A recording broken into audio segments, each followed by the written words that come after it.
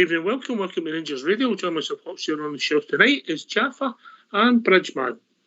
How we doing, boys? How you doing, Ox? How you doing, Bridge? Good to be here, lads. Well, can I just say a huge good evening to you two guys. Massive good evening to you guys in the lobby and to all the Rangers fans that are listening in all over the world. Good evening. Welcome to Rangers Radio. If you don't mind, I'll bring Fox in right away so we can have four lads having a dream, eh? Good one. Good one. Oh, sorry, I'm not allowed to think anymore. I forgot. Sorry. Field trialist. Right, how are you, Jaffa? I'm doing absolutely brilliant, Ox. I'm old and beautiful, mate. Old and beautiful. No comment, mate. No comment. Well, I'm older, but not so beautiful. Yeah, good point, Bridge. Well made there. Listen, Jaffa, we overreact sometimes when we lose a goal. It's always emotions always run high. When anything happens at the last minute of a game, win the game, lose a game, it's always exaggerated. Give us your thoughts on the weekend, mate.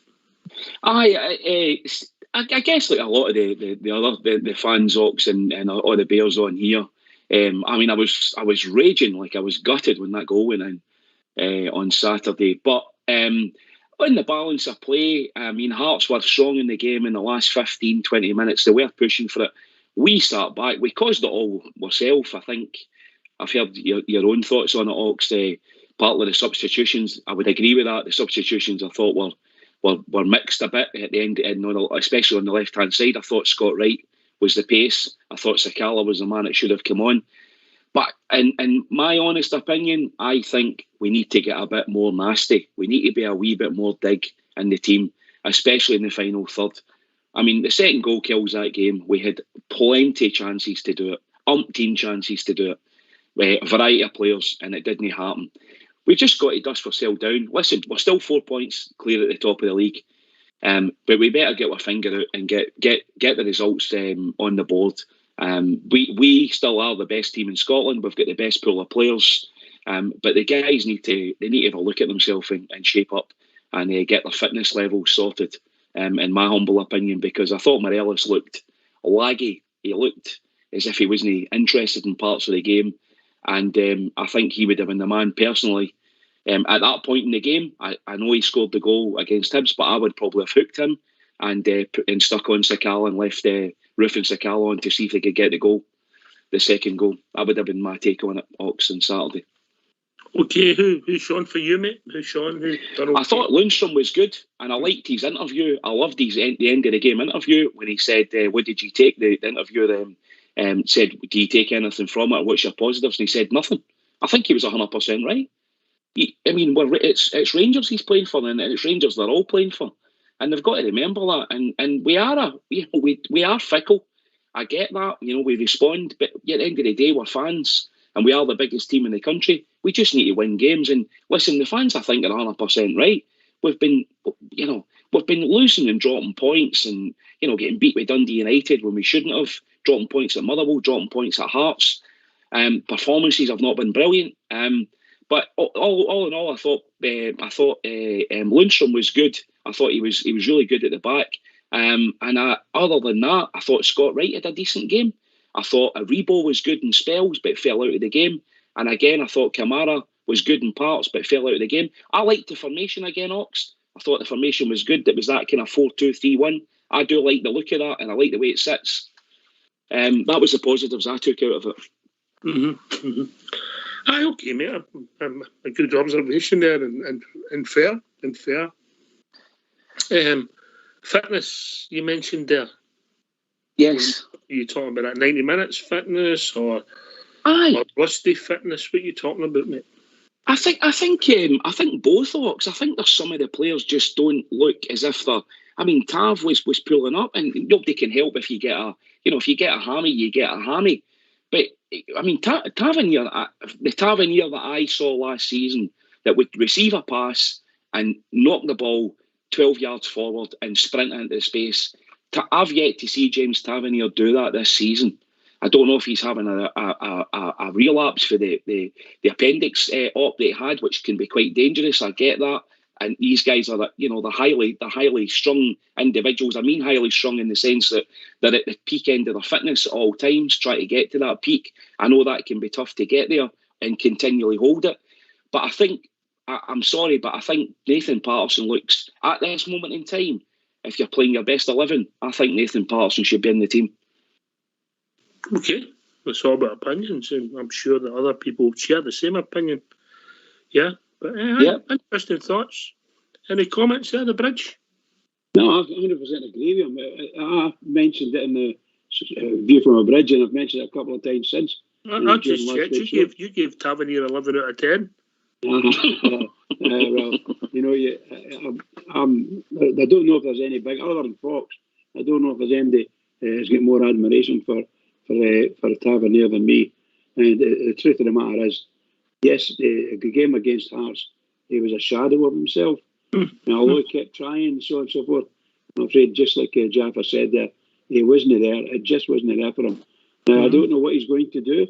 I don't know whether he's, shall we say, being a bit dishonest with the manager and saying, oh, I'm all right, everything's cool.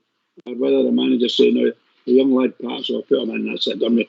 If it does that, and that boy gets a couple of chances at right back and hits it off, then I'm afraid Tav's got to watch what he's doing, mind his P's and Q's, because he could easily fall down the rankings, easily. Oh, there's a change in the guard constantly in football, mate. Things change and move on all the time, Jaffa.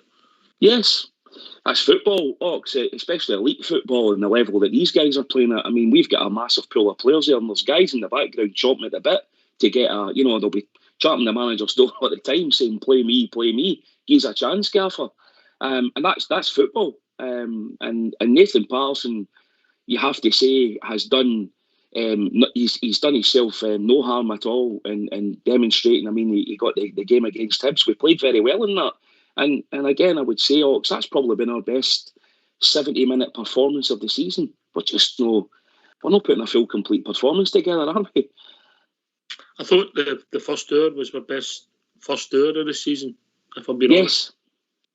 Yes. The tempo was great. Aye, the tempo was brilliant. We were right on it. The only thing that didn't come on Saturday was that extra goal. The chance from Balogun just before the end of the first half. If that goes in, that game could have been a 3 or 4-0. But as we know in football, and that's the problem when you're playing at Ibrox with these lesser teams. And I mean, let's not be kidding about it. I mean, Hearts are a lesser team, and then us. They've been chasing shadows, mate. Aye. And but when it's 1-0, my point is, when it's 1-0 and it gets to 10 minutes to go, you know that yourself. You've played football. You're getting beat 1-0, and you've been getting pillared for post to post for the whole game. The last 10 minutes, what do? You all of a sudden you get a surge in energy, don't you? Because you're not killed off. The second goal goes in, it drains that energy away from you. It does. That's it. That's why your statement, as we often say on this show, goals change games, and they do. They absolutely do. And when your Hearts, their tails go up and they get the lift. The wee boy Devlin was throwing himself about a bit. Actually, if you're looking from a neutral point of view, I actually thought he had quite a decent game. I thought he was their main man. As much as I don't like looking at opposition players and be a Rangers show. Sorry, Ox. How did he get away with the shot pulling? I mean, he should have been done about 4 or 5 times, shouldn't he? He should have been done, but he got away with it, didn't he? Yeah, that's the thing. He got away. The ref was letting him away with it. And again, I think teams get away with that at Ibrox. Motherwell were doing that. I mean, I sat and watched the Motherwell game, and I was screaming the challenges that were going in, and the dragging of the legs and going down the back of your Achilles with the studs and stuff. I mean, really dirty. Some of the Motherwell players were putting in some tasty challenges. And obviously the same Motherwell team goes out on Saturday and doesn't try a leg, but that's what you get with Motherwell. I could have said that myself. I didn't want to. I'll leave it to you. You can think that, but I can't possibly comment. Absolutely. Oh, that's right. We're allowed to. Are we even allowed to think it now? Because I'm not sure if we're allowed to think. I'm not sure. By the way, Jeff, I sincerely believe. I watched it again a wee bit this morning, the game, and that boy Devlin could have got 3 red cards just on Saturday. He could get 3 red cards on his own. No problem. And there was a few other red cards. He was throwing it about, wasn't he, Bridge? He was certainly he was going in with the feet high. He was quite cute though. He was dragged back in, and the hands were going up. It wasn't me, Mister. You know, I never touched him. He fell in front of me, holding my knee when he got kicked and stuff like that. You know, these guys are. I tell you one thing I will say about Scottish football that it's getting really good at. It's getting really good at faux injury and diving when there's no ball there. And it's getting, I mean, I don't know whether they're watching the synchronised swimming at the Olympics or what, but they're getting very good at it. I watched there was an incident when the two of the players clashed just off the pitch, and our player Bakuna grabbed the other guy by the throat, what looked like grabbed him by the throat.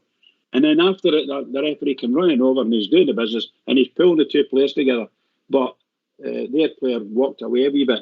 And then that wee guy, Devlin, he came walking down and he was telling, he's going to that point to his throat, put your hands up there and tell him it's sore. And you know, you can just imagine what he's saying to him. And he'd go up to the referee and boy, look now, he just went, a yellow card. And personally speaking, I thought Bakuna was very lucky. He could easily have got a red card there as well. I was just nonsense for the two of them. Nonsense for the two of them. Do you know the funny thing is? Do you know the bizarre thing about that? See, if that did happen, Bakuna gets sent off, we may slightly win the game. Aye, because we probably we would just have, you know, we would have put 10 men behind the ball. You're 100% right. Bizarre as it seems, Bridge. Yeah. Yeah. Yeah. No probability. You're right. No probability. You'll never be able to answer that. Of course, we could have lost 2-1, but I think there was that late in the game we'd have just went. You know, I think that guy, the Hearts player, was having a better game all round than Bakuna was, for instance. You know, Bakuna just came on as a sub, but I thought that boy Kingsley, wasn't it? I thought he had a smashing game against us, and therefore, if he'd have got sent off, it'd have been a bonus for us. One of their better players. I tell you what, to get sent off as well. I was going to say, from a Hearts perspective, you can see why they're sitting near the top of the table, and obviously, depends you watch. If you watch the first 45 minutes, mate, they are chasing shadows. Aye. They were, because we were very good, Ox, in the first 45. We just didn't carry that through. And I mean, I think the manager echoed that in his press conference. He said, you know, they go out in the second half, and it's like a different Rangers team that turns up in the second half. Mm-hmm. And then I felt sometimes one of the things you were talking about, I think last night, Ox. Sometimes I think we make some changes for the sake of making changes, because I thought the team were doing not too bad, and I think the substitutes changed us. I don't know what our formation was after the subs come on. Particularly when Bakuna came on, because Scott Wright came off and that left hand side just folded, and that was when Hearts really pinned Barisic and Tavernier right back. Was it that point? I'm glad you raised that point, mate, because I'm going to ask you I was going to say tactical geniuses, but you brought mind, right? Well, if it was the case, I would ask myself, but I can't do that, right? So, our two fullbacks, right? Doesn't matter, let's be honest, even Patterson wasn't particularly great against Hibs. Bassey's he's been enthusiastic. Let's forget about the Dunfermline Cup tie, you know. Let's just look at against the big boys. Big Bassey's raw and he's enthusiastic. Both sides of a part, the fullbacks aren't functioning. Have teams just tweak their formation at times, putting guys in just a slightly different position. They don't even necessarily have to be involved in the game, but they just close the space to stop our backs getting the ball. Does that make sense? Yep. Yeah. Yep. Gaffer and Embridge. Well, exactly, Ox, because that's the position that Devlin played in the right-hand side, and it stopped Barisic getting forward. And because literally, I mean, there wasn't Barisic, I don't think, put a ball in the box in the first half, albeit we had a lot of control in the middle, because we played that, as I said earlier, that kind of 4-2-3-1. So we had 5 sitting in the middle of the park. So we had control of the inside of the park, but we didn't have any width in the park. And I guess that's the downside of playing that formation, is it makes you quite narrow, where you don't, whereas last season, where we got all the fluency and all these great moves and the goals, where the 1-2s were coming for the flanks. We're not doing that because we're not playing. What we can't do is we can't criticise the players in the case of Tavernier and Barisic or Bassey and Nathan Patterson or whoever's playing fullback. We can't criticise them if our coaching team have changed the formation and the way that we play, because that's what it looks like. It's taken a number of weeks to come to my mind, but I think we're playing a slightly different formation from what we played last year. hence the reason why we're not getting maybe the same kind of outcomes in games that we were all used to getting last year. That's my take on it, Ox. All right, okay. Bridge. Well, I said that in one of the notes I said last night, that it looks like they are employing this extra man to play the, shall we say, that like halfback role, the old halfback role, and still with the fullbacks. So you end up with two players marauding down the line easily, and that's exactly what's happening. They're forcing our fullbacks back away, and they get indecision, and it doesn't take much to make Tavernier indecisive, truth be told. But that's sometimes what happens. And they've got when we weren't doing it, when we were staying in our own half, which is what the fullbacks did, they started spraying the ball about, particularly at the back, and then they're working it up, and all of a sudden they've got a two-man team running down the wing, and we didn't know what to do. Our boys didn't know what to do with that, other than shove the ball at the park or try to get a foul away or something, We needed to change it. I think our manager should have maybe made another wee tweak to combat them. And that's something that we don't seem to do very much, because I have to admit that I don't like tweaking for the sake of another team. We're the Rangers. We play this way, and let's go on and do it. But obviously that isn't going to be good enough because they came down and there's like a ton of bricks, particularly the last 10 minutes.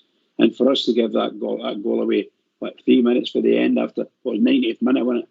And 3 minutes extra time. That was heartbreaking. Absolutely, I was devastated. Me among thousands of others. No, you were upset. We lost a goal, Bridge. There's worse things happening. I know that. Don't need to tell me. I remember that. You just need to look at that bank account, Bridge, and I'll cheer you up. Remember that time it breaks my heart, pal. Remember that time you lost that $5? Oh, don't remind me of that. I'll tell you what was worse. You know what I used to be terrible with? I was off a policeman when they brought in a 50p piece. I always lost 10 bob notes. Always lost a 10 bob note. Shocking. I wondered if it was my wife who was taking them out of my pocket. No, she wouldn't do that lady. No, she wouldn't do it. She's plastic. She wouldn't do that. Not with any fear of getting caught anyway, that's for sure. Well, put it this way, if you took it out of your pocket, you would never know about it. What was it she said to me one night many years ago? I took the money out of my pockets and put it down on the table and hung my trousers up or something like that. And she said, "That's my job." And I thought, what's she talking about, But are we drinking me, What's she talking about? And the next morning I asked her, and she said, "Well, I'm the one that empties your pockets. I get the money." So, all the tricks. All the way. Well, that conversation could be a whole lot different. Exactly. Right, okay. I think we'll get these phone lines opened and see if somebody wants to come in and give us a couple of questions. What do you think, boys? That would be great, Ox. Brilliant. All right. Let's hear from you.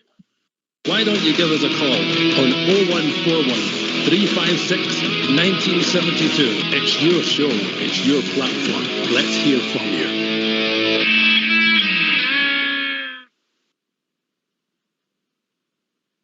Okay, it'll be good. Well, listen, we'll give our thoughts on the game, but we have to start looking forward, Jeff, and we'll get a big European game coming up on Thursday evening. Yes. Big game against Brøndby. Ox, going along myself, so I'm looking forward to it. That's the best recovery from any result at all in football. We just move on to the next game. That's what we're all about in our club. So another big night under the lights at Ibrox. So full crowd, full house, hopefully, Ox. So it should be good. As you well know, Bridgeman, when you have a hangover, you need a cure-up. Oh, we desperately need it. And look, again, just Java says, the crowds are coming to Ibrox and they're desperately keen on us to win. But we need to watch what we're doing as a club, because somebody's going to get fed up and say, I'm the one to go back and watch that, because it hurts people. That result hurt people. And I mean it sincerely. It hurt people. And that's not what we want. We want to be able to go to the match and be confident. Okay, you can go out and play absolute crap for the whole game and get beat or draw or whatever, and then you wonder what happened. But no, the way that happened. Not the way that happened. For our second best player in the game, our goalkeeper. To do that, just unbelievable stuff. Just unbelievable. Right, it's gone now. We're looking forward. Enough for Oh, you. Said to the notice that. Right, last chance. You're on a. You know you're on a yellow. Yeah. You know. I don't know what the team uses like Ox. I'm not sure if you've heard anything about any teams. We'll get more tomorrow night. We're not picking up that there's any knocks or bruises, you know. But so apart from the two Ryans, and Big Highlander, we're pretty much there, mate. You know. Yes. Mm-hmm. All right. We've been talking about people who are always there. We've been joined by Amanda. Evening, Amanda. Good evening, everybody. How are we all? Long time no speakers. Yes, Amanda, I think it's my dulcet tones you're after, Amanda. Your dulcet tones. Listen, I've been that bored. I've been sitting here going, what can I do? I'll phone Rangers Radio. No, I love phoning you up. Jaffa's been on. That's all I'm saying. So no, Saturday it was one of the games. It was full of action, but I do agree there was a couple of tackles Hearts players were lucky to get away with. You know, there was a couple of occasions, but then again, you're expecting that for them. You know, you're not going to get them coming and just sitting back. You know, expecting us. But anyway, European game coming up on Thursday night. Again, we've just got to go for it, haven't we? I think it's a game. It's all about, again, like my league games, it's about a victory. Aye. It's about we're in the group. It's about getting above them in the group. And with Leon winning, we start challenging Sparta Prague. Jaffa, then Bridge. Well, it's a must-win game, Ox, and Amanda, we've got to win it, Amanda, because it's our home game, and nothing else in a victory would do. Else we really are. We would be in a really dodgy position in that group of ending up coming bottom. So I think we're good enough to beat Brøndby. I mean, I've watched a couple of YouTube videos on them. I think Rangers, the way we play and the way we set up, and I think even Rangers playing the way we played against Hearts on Saturday, I think we should get the better of them. I'm looking forward to a really strong performance, and I hope the players bounce back from that on Saturday, because that's the best way to recover. Get a victory under your belt, and a really good victory, a strong 90-minute performance is what I'm looking for as a bear in the stands on Thursday night. I think so. A good 90-minute performance, put it to bed, and then say, right, that's us. On to the next one. It's a game at a time, isn't it, really?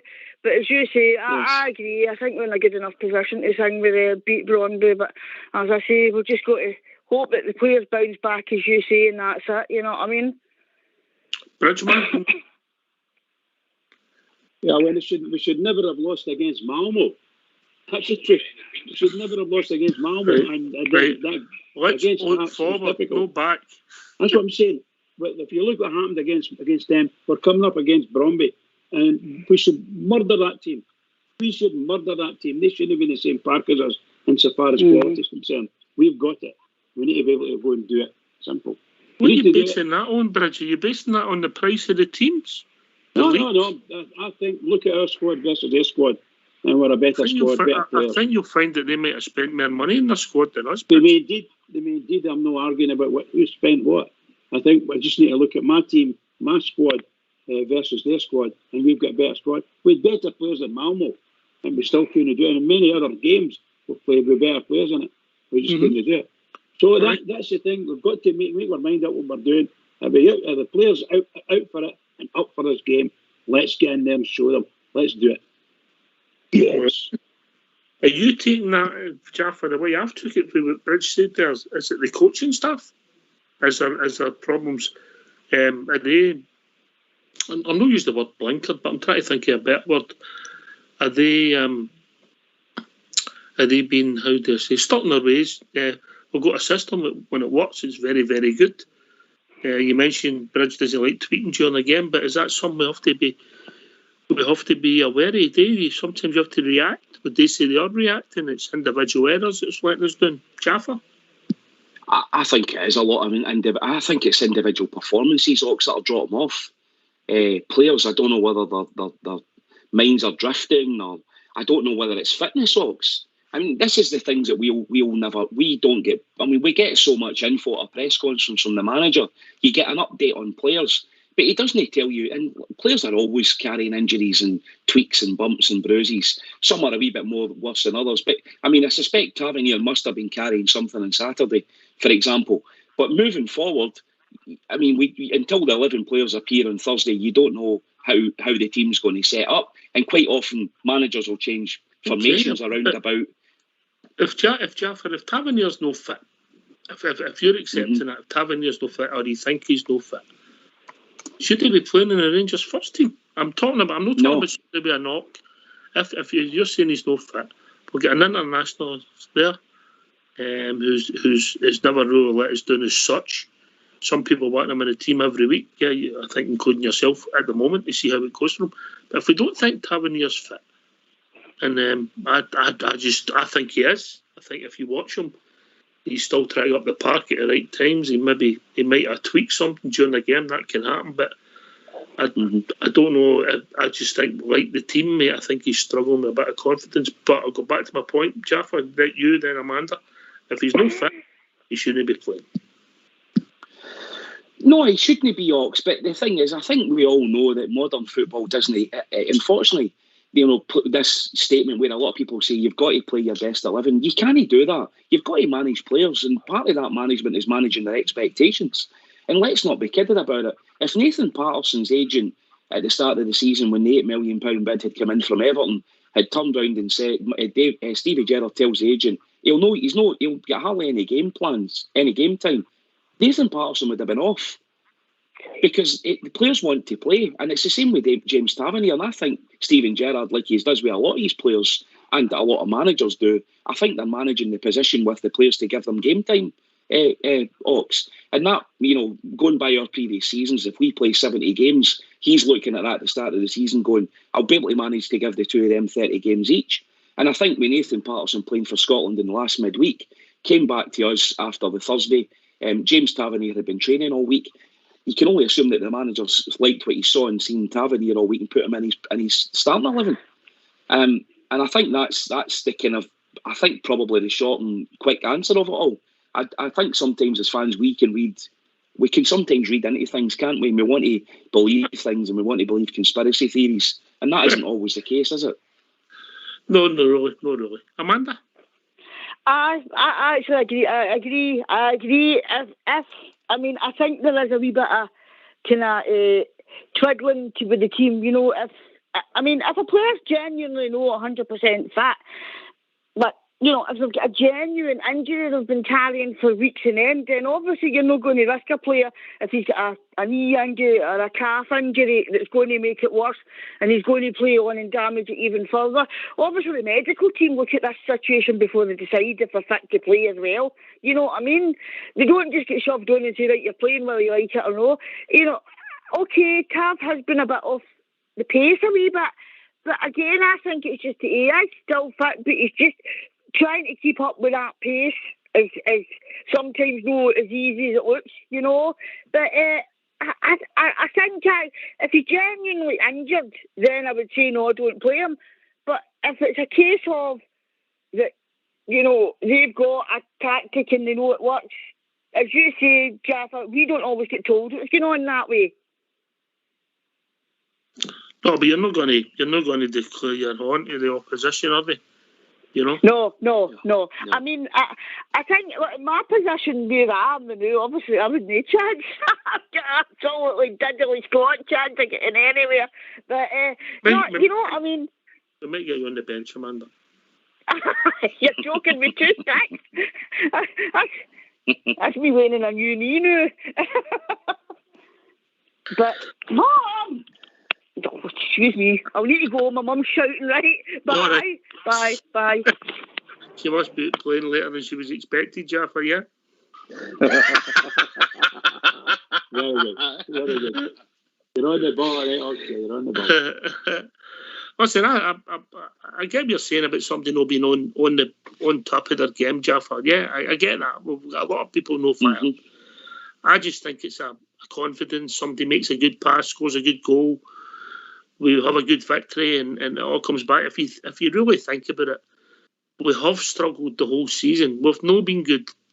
With Livingston a couple of times, yeah. So what? Ross County away, so what? Yeah, you know. Mm-hmm. You know, so we've not been good. We've huffed and puffed, and now we have, Ox. We want to just keep puffing, they huffing, you know. Can I just say that just an example of what players do and don't do on the pitch. There's roughly about maybe 20 seconds of the game to go on Saturday. The ball comes to Kamara, and I thought Kamara had a good game. He beats his man. He's in space. He's on the edge of the box, and he plays it wide. It's only 20 seconds for us that to go at that time. He should have been having a shot at goal. There's nobody near him. He should have been having a shot at goal. I think that's bad management by him. Like, he's not managing his own game, in my opinion. Either that or it's a confidence thing he's going to. Maybe he's not got the confidence to have a shot at that time. But that's what should be happening. We're nearly there, blah, blah, blah. Have a shot at goal. No. He played out wide. And then, of course, the chance is gone. In fact, the referee blew the whistle. As soon as he passed the ball, blew the whistle on. Jaffa, and you comment? I was just going to say, I think also, Ox, and you alluded to this at the start of the show. I mean, look, we're football fans, essentially. We're quite fickle pieces of equipment, football fans. In actual fact, easy to flip Saturday's performance. We were incredibly unlucky on Saturday. We had enough chances to probably put 5 goals against Hearts on Saturday. Morelos missed 3, glaring chances. Roof had a brilliant through ball that he was played through with Aribo, cracking move. And Gordon, who I think was probably their man of the match, he had a save. I mean, he just puts his arm up and he flicks it, and then not only does he kind of half save it, it then goes onto the post and bounces out. And then we had the Balogun kind of triple shot and the header and shot in the first half. And there was a few other really good clear-cut chances. So Saturday could easily be flipped into, we were very unlucky, because on a different day, 2, 3, 4 goals goes in. Listen, it's football. We need to go on, mate, and go on to the next game. It is confidence, Ox. I'll guarantee you 70-80% of everything that's going on behind the scenes at Ibrox. The players are probably all doing the same routines, same training, eating the same diet, probably some of them a bit leaner than what they were last year, trying to improve their game. Haji's been putting more hours on in the park. I think he's been very good, I have to say, for us. Listen, it'll come. It'll come. It will come. I've got no hesitation in saying that. We will click together and the confidence will return. All right. Admire your confidence. All right. I just want Me too. I do as well. I want to change the subject slightly. We had a wee bit of debate on Friday night, my jersey, etc. And obviously that's today with fan engagement, Jaffa. Fan engagement and fan representation. So I want your thoughts, what the club could do with the fans. Yeah, I mean, I didn't go to the My Gers event on Thursday, Ox. I did have my invitation. I'm a My Gers member. Again, I mean, for my personal reason, putting my hands up, I just see it as a way of just putting a wee bit more money into the club, and I've got the membership as well as a number of my family members. I've got direct membership. But as I said, I didn't go along, and I primarily didn't go because the weather was honking on Thursday, and that was my main reason. But moving forward, I like that kind of stuff. I think it's good, and I think they could do a whole lot more of it. But I think they could do it with not just the My Gers members, because I think that was quite selective. I think a full stadium in there, or at least a couple of stands, opening it up to season ticket holders. I don't see why season ticket holders were excluded. That's my own opinion on that. But it obviously opens up the question marks to some of the other stuff that's been obviously in the news with Club 1872. Yeah, that's what I was going to get to, mate. I mean, look, everybody's got individual thoughts on it. I don't like Club 1872's model. Nothing against the principle, if that's the way you want to go. I don't know if looking at the last 10 years, we'll say, I don't know if there's an appetite within our support the vast majority of support for fan ownership. I don't know if there is. The momentum was there, and the wheels have come off as the teams get better because people want to support the club. You know, because everybody's only got X amount, apart from maybe Bridge, everybody's only got X amount, you know. But it's interesting. I don't want to criticise because people are entitled to their views on whether they think it's a good thing. I understand it, Jeff, or what they're trying to do, so that things that's happened in the past can't happen again. Yep. But if I don't get the model, and I don't understand the lack of enthusiasm when you think of where we were. It should be everybody that's involved in Rangers Radio. If it was sold right, would be part of fan ownership. But I don't think there's one is involved in this show, and we come from a spectrum of ages. Obviously, you get the younger guys like myself and GB, then you go older guys. Oh, brilliant! Good fire, boys. Good fire. But then you get the older guys like maybe Fox and maybe JFK. Then you get guys in the middle, yourself and Bridge. Oh. That's true. You do, Ox. Yep. Oh, you do. I agree. You stop. I great summing up, Ox. I would echo what you've just said there. Like 100%. I would put a yes behind that. I don't know enough about Club 1872. I think I'm a relatively understanding human being. I've never been good with figures. We have conversations after the odd time, and we don't always talk about football. We talk about different things. Somebody like yourself, your intelligence should you might not be into it, but you should know about it. Yeah. Yeah, I mean, I think last year, Ox, when I was listening to you guys, I think when some of the Club 1872, with the Dave King sort of backing and rubber stamping, where he said he backed Club 1872 to take his shareholding ultimately, and through the fans to try and acquire all of that, and that would push Club 1872's percentage sort of north of to heading towards the fan ownership model.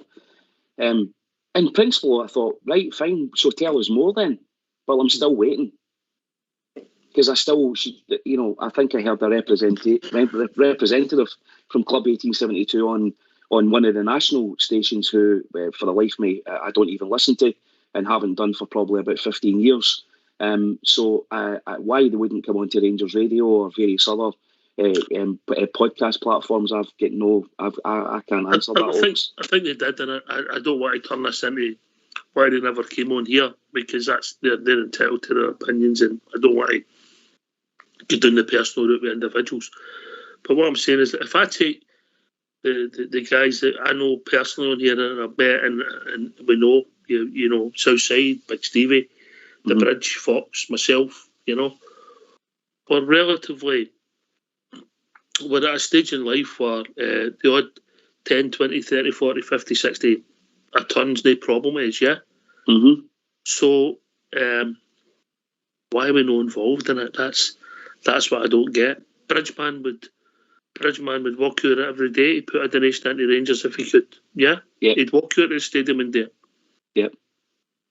Sorry. So go on there, John. No, on you go, Bridge. I've spoken enough. I was just going to say, I think the way you're saying it is probably true. I'm with my jabs, much like yourself, Japper. Immediately pay for my jabs, and that's another way of putting some cash into the club without costing me anything other than the actual monies. I don't get any of the benefits because I'm not really caring about the benefits that they offer me. I don't go out there. Don't go to away matches. I'm quite happy just to put some money in, and that'll make sure I'm all right for the CCCs and so on and so forth to get my European games at Ibrox. That's all I want to do. I want to go and see Rangers at Ibrox and the cup finals and things like that. Nothing else. I don't go to away games, and I don't know anything about whether philosophy is right about going to away games. I would never try and stop any Rangers fans going to away games. That's a whole different debate, but you made your thoughts. You made your thoughts very clear. Have you thought about fan ownership, Bridge? I know you've been a shareholder since I think when the time you bought your shares, I think William Wilton was standing next to you. I've been a wee shareholder with the Rangers, and I'm grateful to be there. And I love to go and listen to see what they've got to say. And some of the people stand up. I've met and I've been fortunate to talk to some of the more, obviously, well-known people that to get involved with Rangers fans. I'm quite happy to sit back and I love being a member of Rangers Radio. If anybody wants to talk to Rangers Radio, we could talk the hind legs off them easily. But no for me is to get involved too much. For a fact, I'm too old now anyway, you know. I don't have this the burning energy that youngsters like yourself have got, you know. Just don't have it. Yeah, I agree, Ox. I don't think the appetite's there. I think maybe in 2012 and 13, as you say, a decade ago, maybe. But Rangers have resurrected themselves and come back a whole lot stronger. And I don't think there's an appetite there. I don't really see what the future holds for Club 1872. That's their business. As you said, I'm not trying to make this in any way, shape or form personal. Club 1872 and whoever's involved in it. I don't know any of the guys and girls there. I've never met any of them.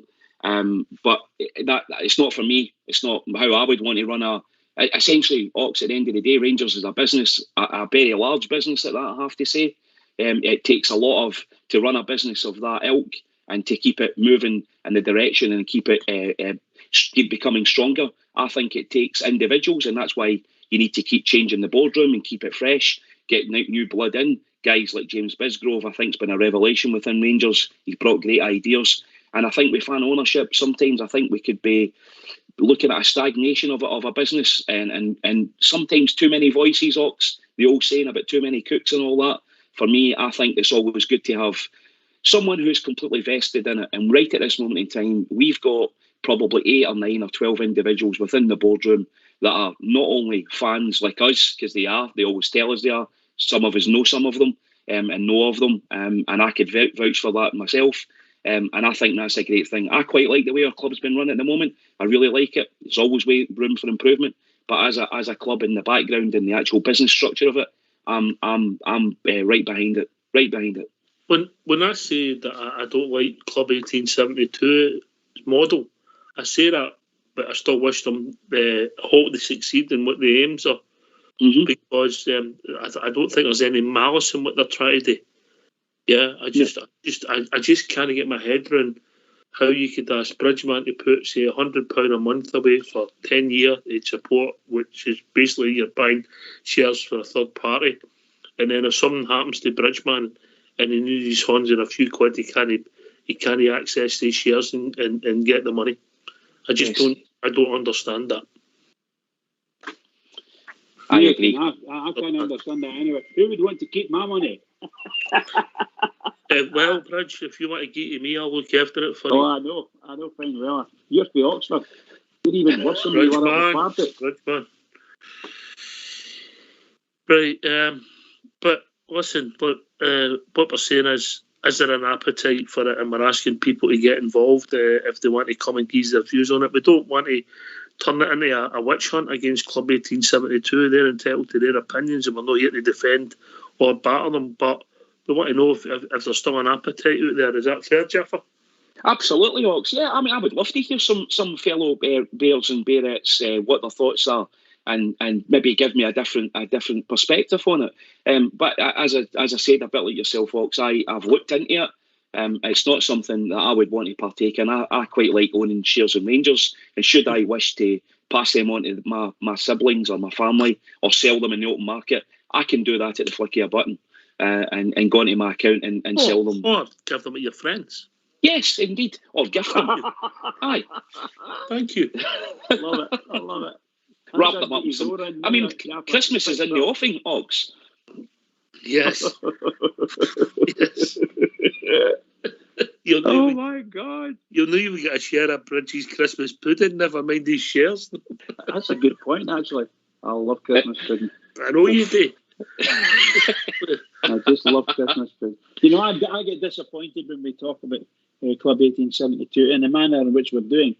I think they've got their own problems, obviously, and they have to get them resolved internally.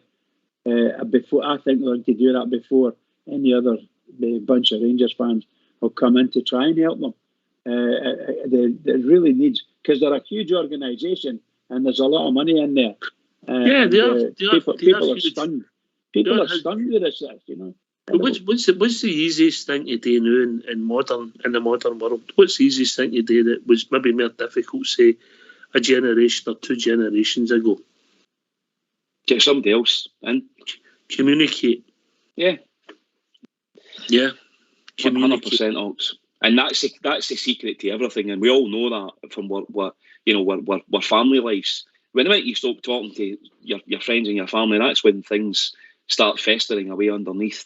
You don't do that, especially in business. As I said, Ox, I don't know enough about them and enough about the organisation, so I'm probably not the best person to pass comment. That's my thing, Jaffa. Yes. If they got it right, we either should know about it and say no, or should know about it and say yes. But the fact that you don't know about it is a sad diamond in what they're trying to do. Yep. Yeah, I couldn't agree. I couldn't agree more.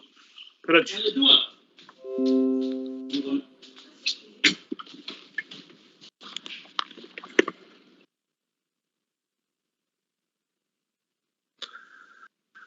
So that's the way we are, and that's where we are. So we'll see where it takes us. We'll see where it goes, Ox. It's just you know, it is what it is. There's nothing, you know. It's a situation that needs some clarity for the people involved currently and the fans that have got a vested interest in it, to see what the future holds. I mean, I know the club.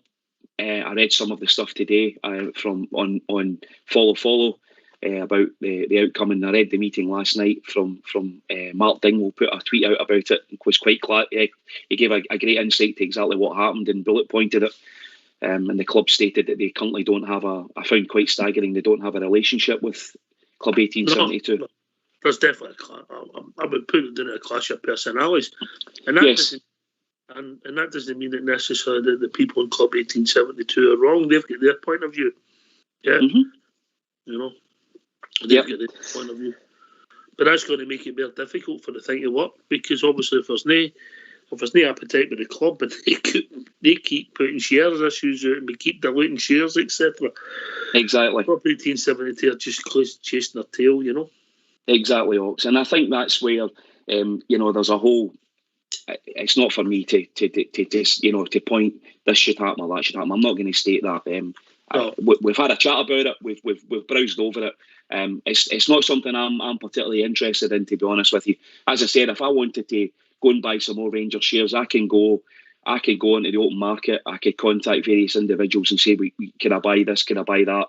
I don't see how that works moving forward as a, you know, long term, medium to long term. I don't see how that structure can work. What if this happened here's a scenario. What if Club 1872 did own Rangers Football Club and this was going on? What do you mean, the infighting or the breakdown in relationship? The perceived infighting. Yes, the stuff that's going on in the background where they won't communicate with certain individuals, with stakeholders, and stuff like that. I mean, if they actually did own the club, and this was actually how happening at the moment, man alive, the fans would be going cuckoo. It would be tragic, wouldn't it? It would be just tragic. Remember Ricky? Was it Ricky Neal that used to come on? Yeah, Ricky. He was a big fan. He was Rangers first, and he had a lot of positive vibes for fan ownership. Ricky, yeah, absolutely. He was brilliant to listen to. He got some really good. I didn't know Ricky drank till I met him sober. And then you knew. That's how he started a gin company. Oh dear. No, I thought he was smashing. We met as a young lassie come on from 1872. I can't remember her name for the life of me. She sounded good, very enthusiastic about it. But then we've had nobody on, and it's just kind of not disappeared. But they're not going to disappear. There's lots of money in there for 1872 at the moment. So it's just strange. You don't hear too much. Just as Jap was mentioned, you don't hear too much about it, and you wonder how on earth whatever issues are there, how they're ever going to resolve them, if they've got issues. I think fan ownership, Ox, I think, I know in Germany it's a very strong business model, the way they operate, because of the community aspect of the clubs. And our club's no different. Our club's it's for the community. It's for us, our community, the Rangers community, and that's what's so brilliant about it, and the greater community that it serves. The veterans and the Armed Forces Day and all the great stuff that it does for the kids football, mental health, losing weight, all that kind of stuff. Our club's brilliant. Some of the stuff our club does is, and the way it fingerprints the communities, and it's brilliant. I think it's amazing, and I think fan ownership in the UK anyway, I think works to a particular level of football club, but I don't know if it would work for a football club our size. Okay, that's a point of view. But I get it. And I'm as I said, I've given you my brief thoughts, Bridgeman. Why am I not involved? We're potential customers, and if we thought it was for a power of good for our club, the three is maybe on the show plus Old School Blue, Fox, we'd all be involved, and we're not. And we're all adults. We can make up our mind. We don't always agree on everything, So, but I just don't know. There's something flawed in the model, Bridge. Certainly, it sounds like it. Just the ways of describing what's going on, and even at that, you don't know, so you can't say too much. But it's sad. I start to feel for people, and you're right. There's a whole host, a number of people within Rangers Radio and other radio shows about the Rangers would probably like to get involved and to have some input to it, and whatever input they get, and it be listened to, so that everybody's getting their ideas regurgitated and talked about, and then all of a sudden, maybe they don't like them, maybe eventually they get voted out or whatever, but at least you're there, you're sitting there talking to people. So that would be really good if they could do that. But I don't think it'll happen.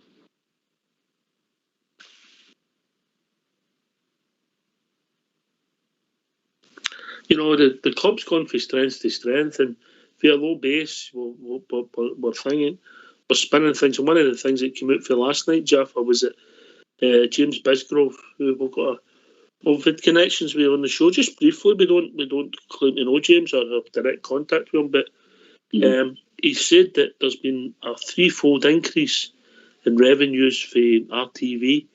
So it shows you people are getting involved in it, watching it, enjoying it, and finding ways to put in revenue into the club, which can only be a good thing. I love it. I love what Rangers TV does, Ox. I mean, last year during lockdown, it was as if we stole a march. I mean, we became the model that everyone wanted to replicate. I think you could get more hits if you changed it to Blue TV, personally, but that's just my thoughts. I'm sure you could. Aye. But I think RTV does great. I mean, Neil McCann's on it regularly. Great pundit, speaks brilliant insight to tactics, and Shelley Kerr's on it quite regularly, who I think also is great. I think it's brilliant, and I think some of the stuff it does for the women's team, and the under-18s and the B teams, it follows all of them. It gives you all the videos. I really do, and it doesn't surprise me that kind of revenue has, grown by fourfold in the last 12 months, because obviously our fan base is global, Ox. I mean, I think there's even Rangers fans in the moon, to be honest with you. You say that. It was a couple of years ago now. Old School Blue was plotting, and we were doing some studying on the show, and the amount of places we went to on an average night, and it was the number of countries was bizarre. You couldn't believe it. Japan, South Korea, North Korea, obviously China, Australia, New Zealand. It went on, the list went on. Okay, there wasn't hundreds of listeners, and lo and behold, it came up with somebody in the middle of the Atlantic. It transpired it was our own travel rug. Brilliant dancer. It was our own travel rug, brilliant. Was he on VHF? I think he was on. I think he was on the Titanic the first time we were in travel rug. Oh yeah, absolutely. I mean, and both me and Bridge have spent a wee bit of time out abroad, and I know, we all move about nowadays. God Almighty, I've been in Rangers supporters clubs, and I mean, I laugh at some of them. But it's Botswana and places like that, Rangers supporters clubs. Okay, it might only be 12 or 15 guys and girls, but families. But that's what our club does. That's what we do brilliant. And I think there's a massive appetite for Rangers TV in Australia and America. I mean, look at NASA; it just grows every time. It's every couple of years when it's on, isn't it? I think it's brilliant, NASA. Brilliant, absolutely brilliant. Yeah. I think you got NASA or NASA. NASA, both. I think do we know own that or not? Maybe. I thought, well, listen, the Rangers family's superb, and you get together, obviously. It's great to hear people's thoughts and what they think of the club, and it's a connection with families and friends, and, well, it never leaves you, does it? In fact, it seems to get worse as you get older. Bridge? Yeah, you know what it's like down there, and I've known, just as Jaffa says, you know what it's like. I lived in England for a long time, and lived abroad. It's you get a bit. What was it they say? Absence makes the heart go stronger, and it's true. It's all true, and that's what we're like. We absolutely adore the Rangers, and there's fans, 5,000 living all over the world, all over. They're just there, and they're not going to change.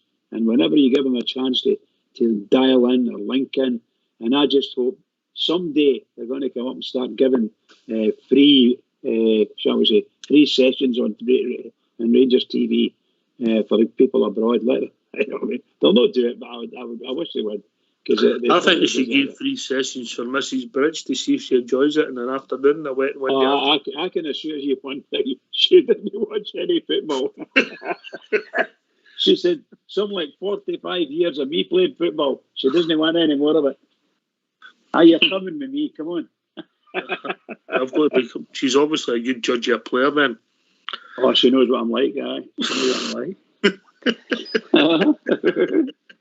I seen one of the other things that James Bisgrove had said last night, Ox, was that there had been the growth in sponsored partners had grown to over in excess of 40. And I think somebody asked the question, was it not diluting things? And he said, absolutely not.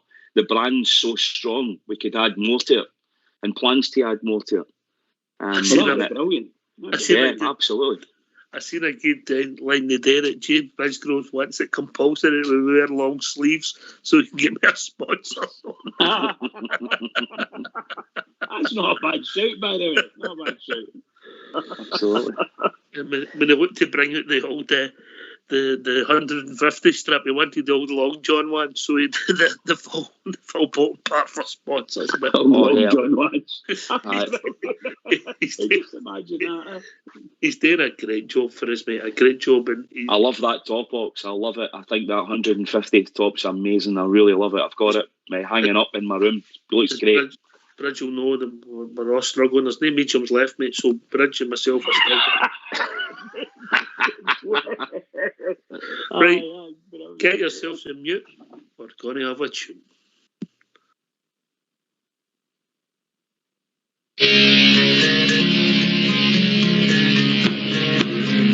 As I was walking down the Coleman Road, I met a bunch of strangers. They said to me, are you going to see the famous Glasgow Rangers?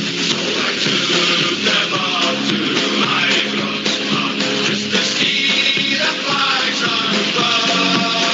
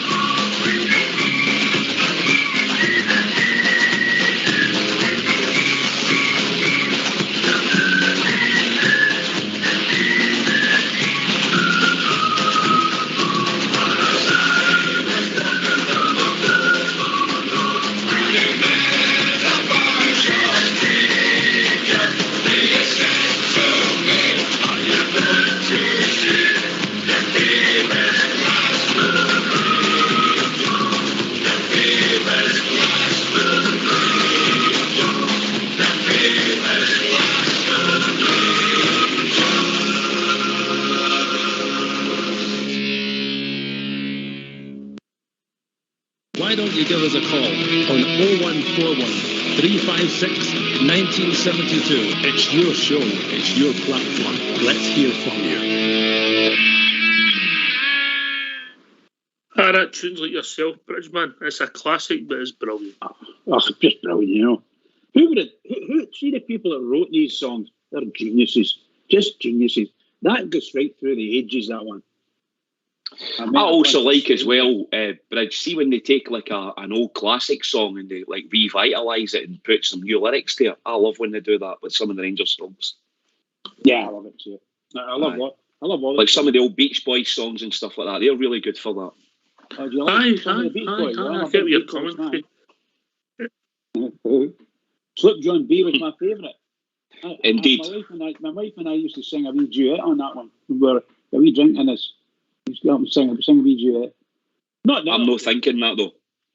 Nobody. That was the start. Nobody called that. They called that Pet Sound, Jaffa. That's right. Aye. I love the Beach Boys. I must admit, I'm a big fan of the Beach Boys. In my room. In my room. I have a great number. That was it. I don't sound anything like it, but that's a great number. Remember the night. I'm not one for spreading rumours, Jaffa, as you will know, yeah. I remember the night where Bridge says, I can't make it tomorrow night. I says, all right, okay. Where are you going? I'm going out. All right, I'm going to see a wee concert. Oh, fantastic, Bridge. Good on you, mate. Who are you going to see? He said, the Backstreet Boys. I went, what? Get it mixed up. Yeah. He was the Backstreet Boys and they were brilliant. Aye, he was. And he thoroughly enjoyed it. Because I want it that way. Brilliant. Hey! Brilliant, Bridge.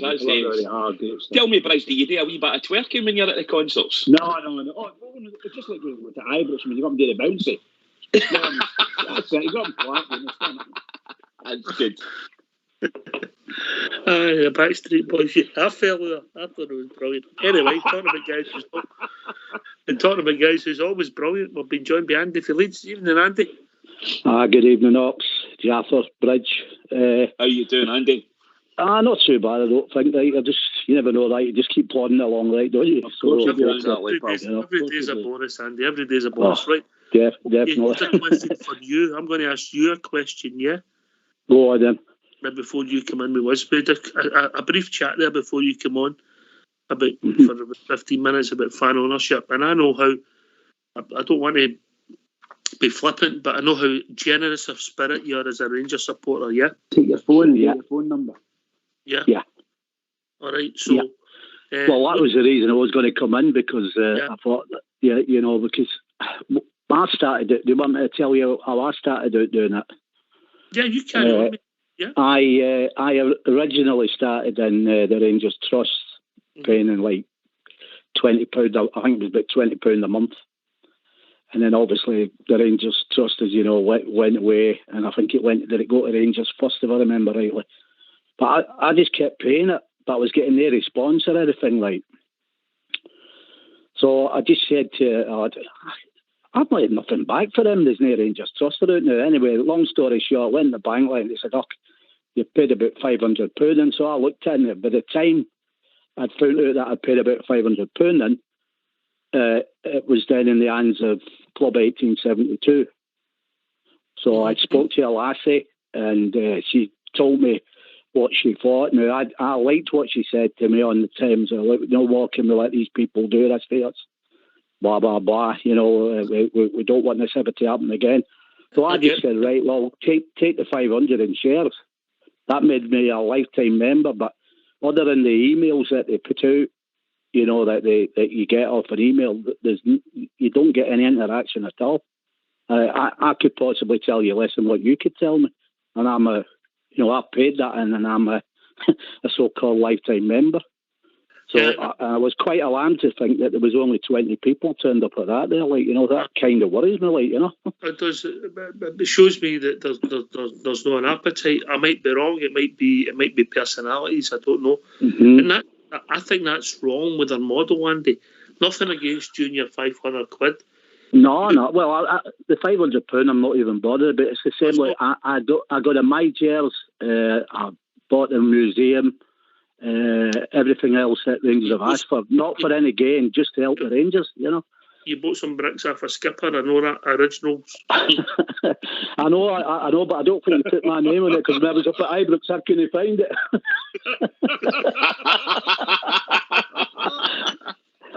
So I do all it is with me, Oxy. At my time of life as well, I get to see him a few times before I pop it. I just if a museum, like anything they ask for, I just give them the money. That Shugs is the same. We know we're not going to get points off of the MyJed.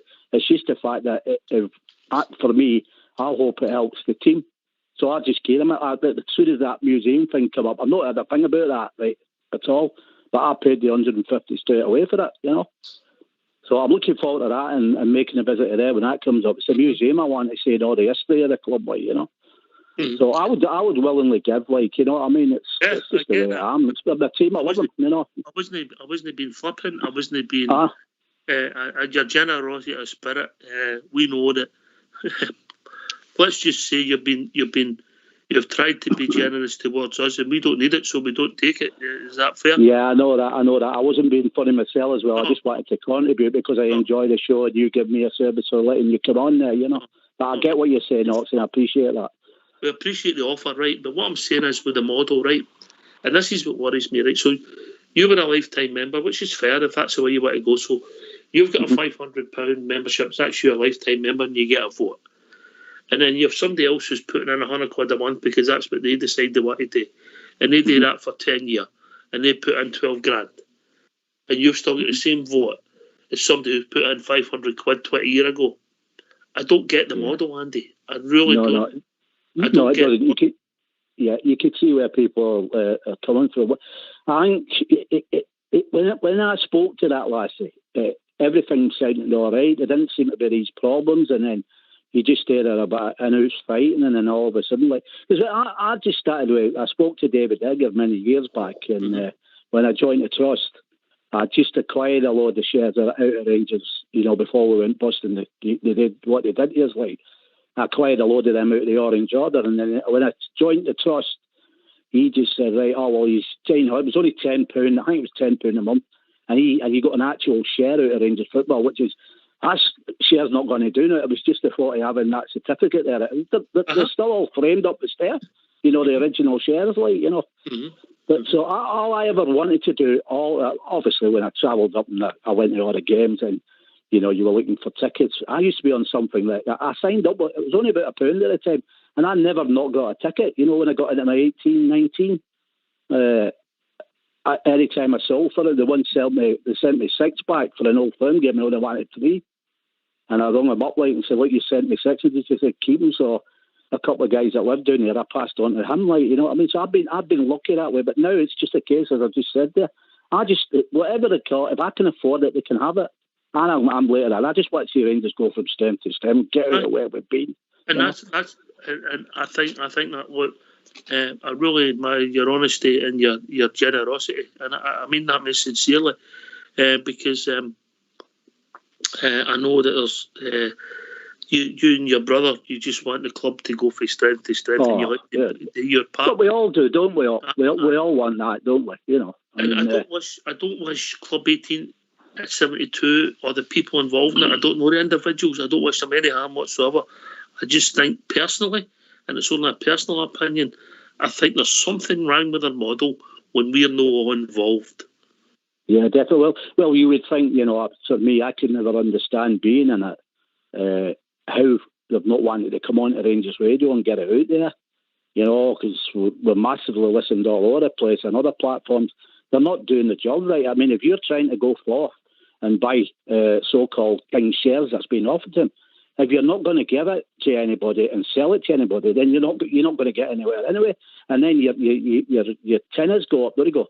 Hang on a minute. Why are they not wanting to interact here? You've got to go to the fans to get them to buy into that model. They're not wanting to do that. That you can't understand. Well, it's lack of maybe don't understanding. We got to thousands and thousands and thousands of people a night. I'm not saying we got to tens of thousands.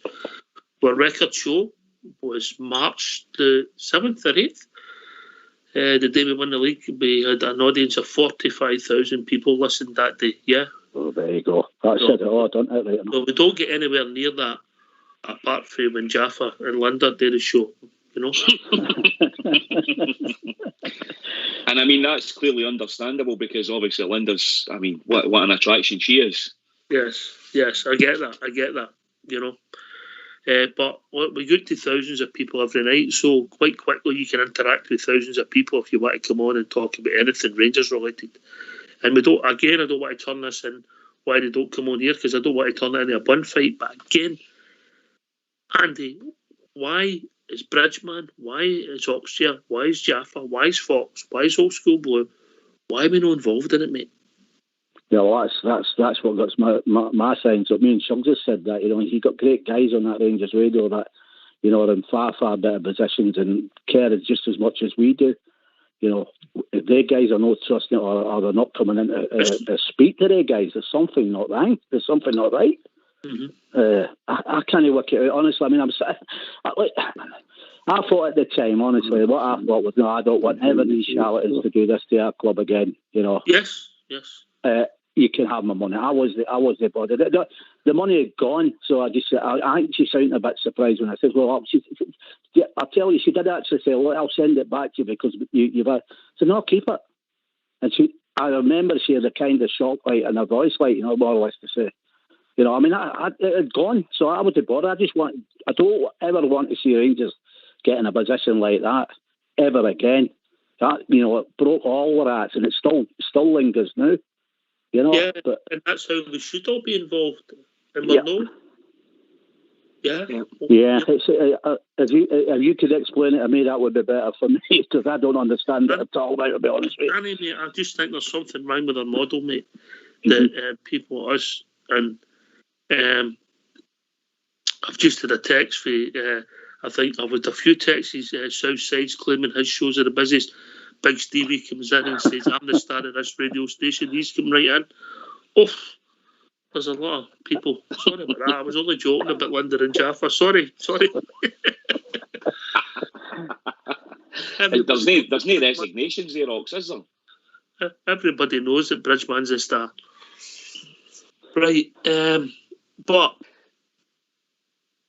how can we make it better then? Is it? Have they got to talk? Have they got to learn? If you had a meeting like last night and there's only X amount of people turn up, would that question your own position? Well, I would be actually saying to myself, like, if I was going to get 20 people turning out for anything, you know, that you're trying to take something forward with, you would say, look, we're going to have to break this model up and think again, or just well. You're asking to take all day King shares, or he's offered all King shares, and you've got the so-called board and 20 people turning up. That's never going to happen. A blind could see that situation. Unless it's Bridgeman's. What a shocker. For me, I think it's time to disband, you know, whatever it is, and, you know, whatever kind of share money they've got. For my part of it, just get a Rangers. That's what I would do, but it'll probably go where it shouldn't go if, you know, there's problems. But, you know, I don't know. But, I mean, whatever I've ever paid in, I'd just like to think it would go into grassroots level at Rangers or anything, you know, they want to expand it. They ain't going to survive. That's a fact. I think we could, you know, you can never say ever in life, but I don't see they're going to. They're certainly not going to get King shares. That's for sure. No with that model. No. And what I liked, there was also you get involved with projects in the club. So if we said we wanted to do the concourses up when we needed 10 million quid, Jaffa, I was up for that. Aye, yeah, spot on. Well, I mean, I think the museum's been partly kind of funded a bit like that, Ox, because I think some of the money, like you mentioned there, Andy, I know you said you put the museum money in, I did also, pay the I think it was what £165 or there or thereabouts. Something on the lines. As far as I understand it, that money was is ring fenced and is actually being used. That was one of that funding is being used for the construction, part of the funding of the construction of the new Edmondson House. And I think that's brilliant. And just like you've just said, the Rocks, I mean, if they brought out projects and they said concourses, toilets, disabled toilets, the King's Highway, getting it, Big Stevie, I think was the first person that ever said that on Rangers Radio. I think that's a great idea. Get it done. Tell us how much it's going to cost to do it and let the fans decide themselves, elect. I mean, there's hundreds of thousands of us, we're a big fan base. Not everybody likes the same thing and wants to get involved in the same thing. We're all different and we all see things differently, and that's the great thing about it. I'm into that, Ox, in a big way. I would be right up for some of that. That will do for me. Yeah, I would like. I mean, the only gripe I've got at the moment was up there last week. They didn't get their gates painted properly and all that. I don't like that wee bit of flame. It's stupid things like that bothers me about the traditions. They're flaking. When it was up to take my dad's ashes up last year, it was flaking, because when I was taking pictures, I was saying to them, don't get that flaking paint on the picture, like I want it to look spot on, like, And when they come back up last Saturday, it was still the same. I mean, a couple of cans of paint, get it painted up, man. Sort it out, It's a lot of things for me that yeah, well, that's it. Well, the old man would have done right enough. But that's the little things to me that means a lot to me. That's what we're all about. Tradition, ourselves, everything, Andy, number one. Andy, all Rangers need to do is ask. All they need to do is ask, and people will come. Build it and they will come, for sure. Andy, see, going back to going back to your £500 that you threw Rangers Trust and Rangers First and stuff. See the whole, as Ox has said, and I'll say it again myself. I've got no great. Can I just ask Andy a quick question? Do you get that money back as being a carer for Alex Kelly? I tell you what, Ox, just before we go any further, I didn't realise when you said the picture, I thought it was the one that my wife took in the front of the Rangers, or the ones in the hotel when I was with my missus. I didn't realise it was that one that made me look like the bloody kiddie man out of Ken Dodd. I don't know who did that. I didn't realise. I've seen that. I said, what's this? I mean, it looked like my cheek. It was too long and I had two nail legs. No, the word that was sticks me up there, didn't it? Was legless. Aye, right. Sticks me up there, but listen, I've got plenty. Don't worry. I just wait my time, Ox. Sorry about that, Jeff. That's all right. No, I was just going to say, Ox, where I was trying to get to my short point was, it's like Douglas Park at the moment is one of the largest shareholders. Dave King is, and various other individuals. And I don't know about you guys, but the way I see it and the way I see our club, and these guys are custodians of our shareholdings. Our club's for us now. We're present. We've had a great season last year. We're still well on course this year. We're sitting proudly at the top of the league. Rangers are top dogs in Scottish football, right where we belong. And it's a short time that we all know that we're here.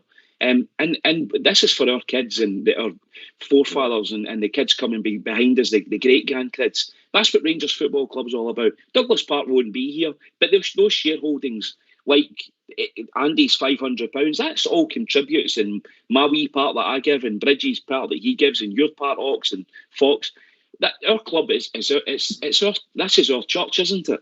And we have to pass that on in the best form as we possibly can. And that's not what's happened before. And we want to make sure it does happen in the future. Aye. Okay. Can I ask you something else, Andy, just quickly? Did you join my chairs? Yeah. I've joined my chairs, yeah. Done from its starting, like, yeah. All right, okay. And you got the pack through and all that, and was I did. Well, the scarf and all that's still in the box. Like, I'm a bit of a... See, when I get stuff for Rangers, like, it's as brand new. I've got stuff from 30 years ago that's as brand new. I'm a bit of a bugger for buying two of everything, if you get what I mean. So I've got one that's unblemished. It's still as new as the day I bought it. She goes nuts. That's what happened with Skipper with the Thai bride. She bought two and all. Oh, poor Skipper. You know you're going to get a levy big singer about that now. After the grief that man caused me today. You skipper. Aye, Mr. S. Kipper. Grief. What would they do? Grief. Oh, I You can't. couldn't send me the details of that off Aerox, could you? I can, no, just the grief he caused me. I think he forgets that I've got a job today, but there you go. Right, where am I? Listen, it's all these things have become collector's item. I banged on about it every year, and I do have, I think the Migers, and there could be collaboration with. I get GFK's point that maybe season ticket holders who rent the seat. That's all we do is season ticket holders. We rent the seat to watch the first team. We want to make it grow, but we want to look after them as well, yeah, because they're customers, yeah. Totally, 100%. Customers, yeah. But you want the fan base to grow, you want to develop, you want people who can't get season tickets, you want them involved, you want the revenue streams opened, Andy. Yeah, well, like I say, I'm at an age now where that's all I can really do now. You know, I mean, working or them kind of commitments and getting older. Like, but like I said when I was up last week, I was reveling at just standing there. I mean, unfortunately, the last 3 times I've been up, we've not had games or the COVID, like, you know, so it's just been a visit, look round it, reminisce about, you know, old times and that in the heat. And hopefully I'll get up for a couple of games, you know, sometime. I'm sure I can get a ticket, you know, I'll get lucky somewhere down the line right enough, you know. So I'm back up again in March, so, you know, that's a good thing. But that's International Week, you know. Yeah, that was how we picked it, mate. That's how we picked that date. You know, but I'm sure if you ever get up and if you give us a shout, we can always. There's always a weather's a well, BB and Padge and all them, like, I'm in the WhatsApp, like, they keep saying we'll get up and meet. And I promised them, like, I won't get up. It's not a case of not wanting to get up. It's just getting the time and all that. You know, I'll pretend to listen to my show every night, and I'm happy with that, and I know what's going on. And whereas, you know, go back in a lot of years before the Sky and all that come in, you know, the Scotland, we used to stand outside a phone box with 2 pences in my pocket, ringing the poor guy on the switchboard for the score every 10 minutes. But he never lost his temper. He just kept telling us the score, like, you know. And now you can see it on your Facebook or your telly or anything like so. You know, there is a bit more. The shows like this keep you well informed anyway. I can tell you, mate, if you ever in Mr. and Mrs. Padge's company, you'll do nothing but laugh, mate. Nothing but laugh. Yeah, well, I'm quite looking forward to that. Like, I have a good banter with him in the WhatsApp. Like, you know, it's a good. There's some, let's say there's some characters in there. I thought I was a character till come across you lot. To be honest with you, I'm just a wee pup. Right. Okay. Get back to the football then. Big European game coming up. What's your thoughts? Where is that? And obviously, but priority, I think we'd all agree, is to win the league, Andy. Yeah. Yeah, well, I said to Shugs, unfortunately, again, with the COVID and that, we had a lot of shows booked and it's clashed on the same night, but I've got Shugs texting me and I've got the Facebook set up to watch the picture, so he's not going to be too pleased if I'm not going to be watching the show. I'm just going to be watching what's on my wee phone there, you know. But as far as the European football goes, I get that, you know, we need the money. But to be honest with you, I think the main priority is making sure that we get our mind right on this league. Because if we went and played well, got out of this group, got into the quarterfinals, we're not going to make it. We win that league, we're going to have that money there. You know, I don't want to think that we, you know, suddenly get through this, get the last 16, get knocked out, and take our eye off the league. It's so important as winning that league. It really is. We can't not win that. Right. I think so. For me, the league, you know. I think we agree in that the league's a priority, Jaffa. But Andy, yes. Where does it sit? If you rank them, the league's number 1, and there's 2, 3, and 4. Where does it sit for you? Me? Yep. It's the league. I'm not interested in. I'd like us to win cups, as I told you, because I think we should be now dominating in Scotland. I'm worried the way we're playing at the moment. You know, 2 good halves. Football up to now is not good enough, and as I said to you, as I said last week, we won't keep these points. We'll drop points. Now we've dropped 2, so it's 4. We'll lose another 1. It's 1. We don't want to give them no incentive at all. For me, it's the league. Don't get me wrong, I don't like Rangers getting beat at anything, but I wouldn't lose sleep if I thought that we were going to go on a 15-16 game run in the league picking up points and dominating and getting themselves in a position to go straight into that Champions League. So no, Europe to me, no. I think, as I said to you at the start of the season, I think it was going to be I've always thought it was going to be one of the years in Europe. We punched above our weight for a long time now, and Europe runs out at that kind of level at times, and I can't see it. We just don't look right. We'll have to win these next 2 games to give us a chance to get into the next stage. Don't lead Europe anyway. So if we lose tomorrow night or drop points, I think it's done anyway. These are the 2 big games. Bizarrely, it's no if we draw tomorrow night, but it becomes difficult. Jaffa? Yeah. Take my where are you rating them? Scottish Cup, League Cup, Europe, how are you rating it? I would agree with what Andy said there. I would love a double this year. A double would be a great success for me. A cup, if we'd done a treble, that would be an absolute belting of a season. The Europa League, for me, we need the money. We all know that, and we like the prestige of it. European games are great. So if we can even get out of the second would be good. But if we end up third, we still bounce into that other European competition after Christmas, which will still get the club some revenue because the gates will sell out. I suspect whoever we play.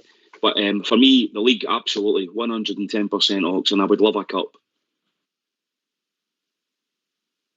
Come on, how are you rating them? 4, 3, 2, 1. Won the league. Won the league. Scottish Cup 2 and Europe 3 and the League Cup 4.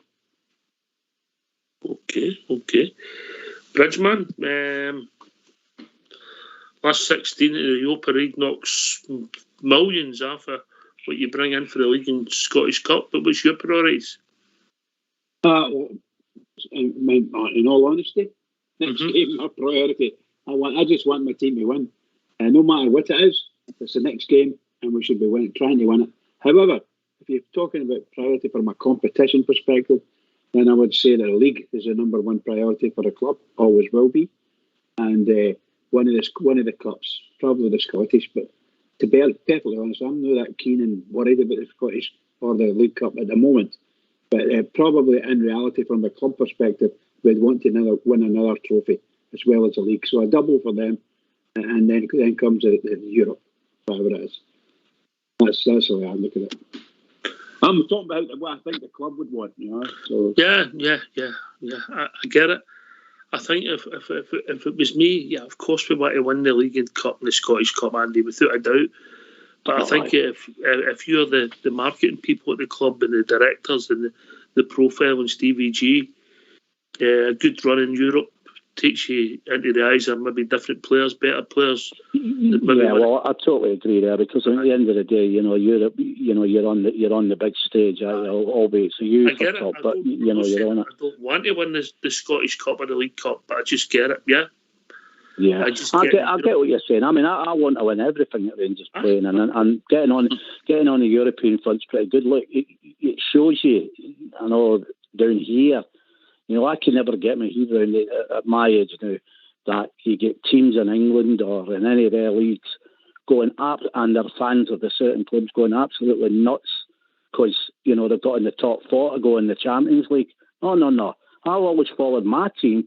If we're not on top of that league every season, which never is going to happen, I was disappointed. Second was last to me, and there's too many people now that think, we'll get in the top 4, that's good. Well, that's not the way I was brought up to support my club. But modern day football, I don't ever want it to be like that. I was starting to get worried because I was at a stage where we were well out in the trophies and all that, well out in front of them, and they started closing it. Before I go to this world, I want to be back 15, 16 in front of them, 9 or 10. I don't want to be going out tight. I want us to keep winning and come back. We've got to start dominating Scottish football now. The time's right now. They've got to do it. There's no point, doing what they did last season and no winning this league or not competing. I cannot understand, honestly, Ox. I cannot understand how they're giving their performances they're now. They should be going. Come on. I mean, we're better the challenge. That should lift your game to another height. I'm really worried at the moment. I mean, it can change football. You get a good one. I think the League Cup I know was down in the priority, but for me, That's very important to me. So we win that League Cup, then it gives you the boost to go on, confidence, and then you go. I think it's a major factor in us getting our game back together. And the League Cup's usually done this side of Christmas. So we get that League Cup, get the confidence, start running in the league, then we're off and running again. And then if we're still in Europe, you never know. We might get past that last 16, we might get in a quarter final. That's the way they've got to look at it. Be brave. Obviously, we won on Thursday night. We're back in the group. I'm talking about. We're all realistic here. We think potentially we're playing for runners-up spot. There is a top team in the group that the beat is quite easy. Ibrox, I think they've got another couple of years to go. So look, you could go there and win. Stranger things have happened. The beat is quite easy at Ibrox before, and we went there and won 3-0, Jaffa. So stranger things. Exactly. It can happen, can it? Yes, Alex, and they could be well in front by that stage by the time we come round to play them. So they might not be that bothered about the 3 points. To be honest with you, I don't know what their game plan, who they've got Leon. Anyway, that's all down the line. We need to beat Brøndby on Thursday, and you're right, that will kick-start us. I totally agree, Ox, with everything you've said about the profile and everything else, and clearly the revenue from Europe. We've been living off that. We're paying players some really heavy salaries at Ibrox. We need as much money as we possibly can get, and to keep that moving forward. I love Europe, and I know the fans love the away trips. The longer we're in Europe, the better. And I think it all feeds into what Andy's saying as well about performance levels and why they're not up for it. We as fans, we're looking for the best all the time. I'm sure Stevie G must be saying that to himself when he gets home at night when he's standing in front of the mirror. What's going on? Why are they not putting performances in? We just need to get behind the team, keep supporting the team. All right, I've been sent a message. Liz Dempster, she keeps threatening to phone in. It's easy, Liz. 0141 356 1972. And we'll take your question on Big Hollander. We'll take your question on anything Rangers related. Just dial it. It's easy. I'll even get Bridgeman to pay for the call. There you go. How's that? She's all right, is Liz. She's very smitten by the Big Hollander. I can tell you that.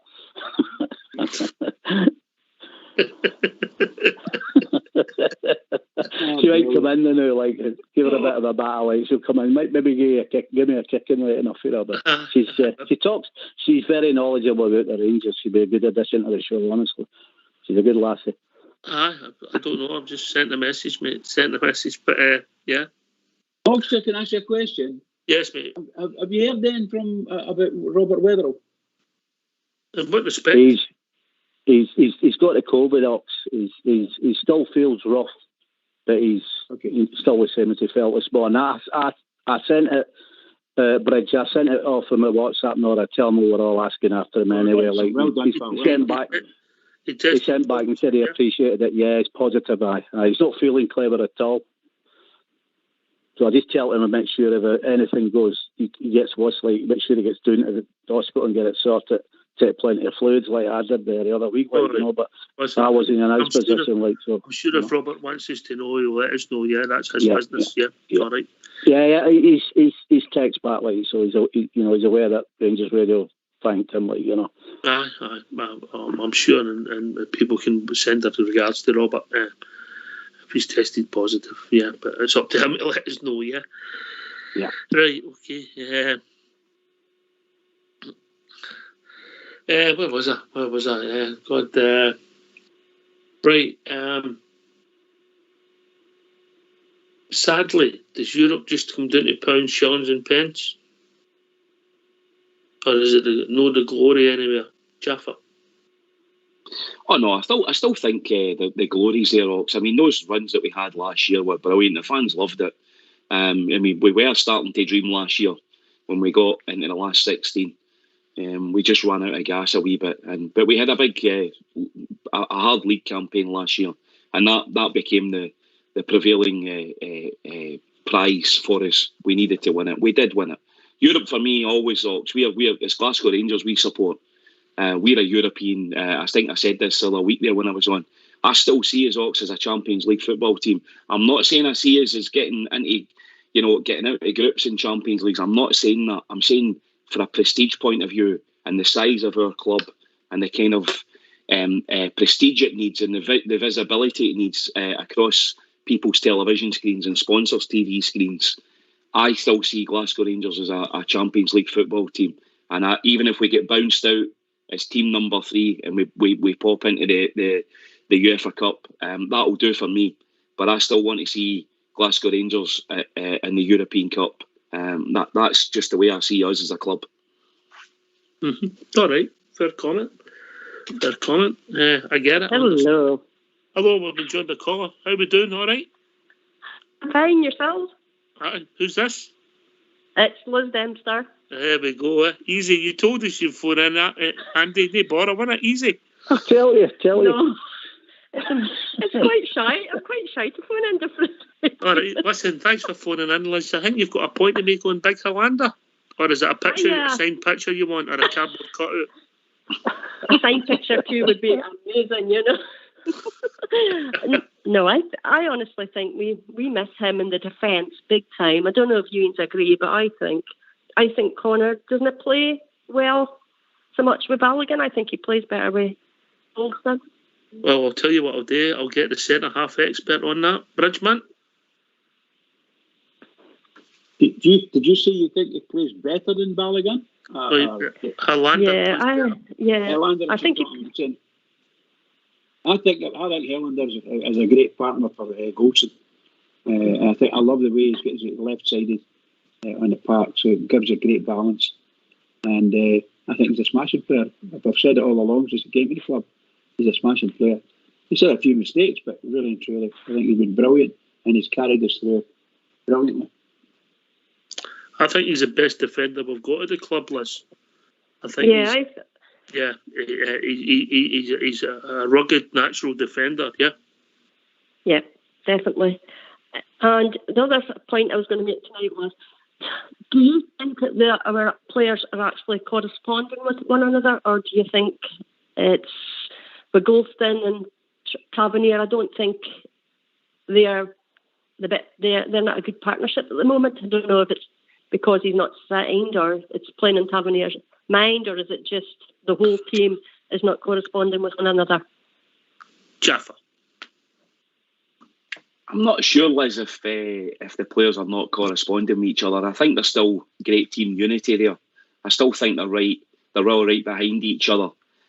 I think it's just phases, Liz. I mean, mistakes lead to bad vibes on the part, don't they? They lead to situations, somebody doesn't cover, for example, what happened with McGregor at the end of the game. But they're still all right behind McGregor, in the dressing room. I'm no doubt about that.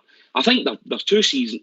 We've got too many seasoned pros in our team. I could see that with maybe some younger guys, but not at the level of our players.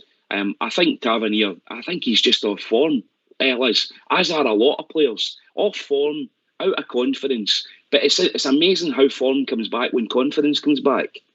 And that's just football. And incidentally, on Hollander, know what I think's his best quality, and I think he's better than anybody else in our defence at? Sensing danger. Yep. He reads danger before anybody else. He's the first guy to get into the middle or get between 2 centre forwards or cut out a pass. He smells it before anybody else. He's the bravest defender we've got, eh? I know, yes. And that Mr. Kelly just annoys me because I just like him so much. Mr. Kelly annoys a lot of people, doesn't he, Andy? Oh, he definitely does. Right enough. He does. I had a week of him there last week, Liz, as you well know. Why do you like Mr. Kelly so much? Me? Why do you like Mr. Kelly so much? I pick up from Andy too. All right, okay. He's handsome and he's rugged, good looks. She's talking about me there, not Kelly, that's for sure. Right. Yeah, okay. Do you think we'll win? I think we'll win on Thursday. Do you think we'll win on Thursday? I'm quite sad, Liz. I think we'll win all the time. Doesn't matter who we're playing, even Real Madrid. Yeah. Andy? All right. I think we'll win the league and all that, but I think if we win on Thursday, and they get a good result, I think they'll be back to, I think their confidence will come back. Can I ask you a question, Liz? Yep. How difficult was it to phone in a show? It's easy, isn't it? No. It was quite hard, and I'm like saying, phone. I'm going, no. I thought, I'm going to do it. I have to do it because I watch the show every night. So I thought, right, that's it. I'm doing it. So Well, you've done it. Thought, You've done it. She's done it. No. She's done it, and she's right. We're going to win the league, aren't we, Andy? Oh, we're definitely going to win the league. We've got to. The other's unthinkable, isn't it? We hit some form. If we can get that, we can change. Like I say, I'm concerned as it is now, but we can't keep playing that bad. There'll be one day that somebody will take it, and hopefully we'll take off. But I just wish I wasn't kind of saying it every week now. I think by 9 games in, we should be starting to do some wee bit better in the league. Well, not a wee bit better, a lot better in the league. But it will come. As Jaffa said earlier on, that we can't keep playing that bad. And if we do, then Stephen Gerrard's got decisions to make there, hasn't he? If he keeps picking a certain play, if he keeps picking his go-to players and they carry on like that, then they will eventually do for Gerrard. So Gerrard's not stupid. You would like to think he'll work that out pretty quick and, for the good of the team. While we're still in position and we're still at the top, that this is the time to do it. He has to act and he has to watch very carefully. I'm more worried about the St Mirren game on Sunday and what I am about this one on Thursday. That's my worry. There might be an outside chance, Andy, that we might have a Ryan Kent back. Yeah, but again, Jaffa, do you think that's how long's he been out? 4 or 5 weeks? Is it? Yeah. He's just throwing straight back in your mind. The last time he did that, he got the injury a couple of seasons back there, come back, went away again, snapped, he was out for weeks again. Remember that? I know. They brought him back I do actually, yeah. I think if you bring him back, it doesn't matter when you bring him back, but when you bring him back with that kind of injury, he's got to be 100% fit.